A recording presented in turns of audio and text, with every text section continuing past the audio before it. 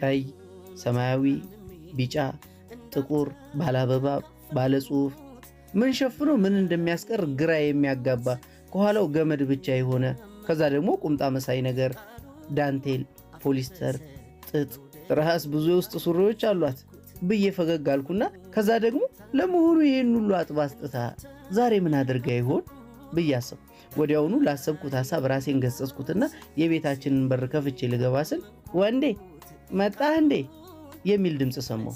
ሚስቴ አይደለችም። ሚስቴ በስሜ ከጠራችኝ ቆየች። ደጁዬ ስገባ ሰላምቷ ነው። መጣህ? ስጋውን ገዛ? ወተቱን ረሳው እንዳትለኝ ብቻ። ከኔ መምጣት ያመጣሁትን ወይም የረሳሁትን ነገር ነበር የሚታያት። የጠራችኝ ትራስ ነበረች። ጠይም ጭኗን ያለ ስስት የሚያሳይ አጭር ቁምጣ አድርጋለች። ቦርጭ የማያውቀው ያ ግብት ያለው ሆዷ እንደተለመደው አልተሸፈነም። አዎ ቴሪ እንዴት ዋልሽ አልኩኝ።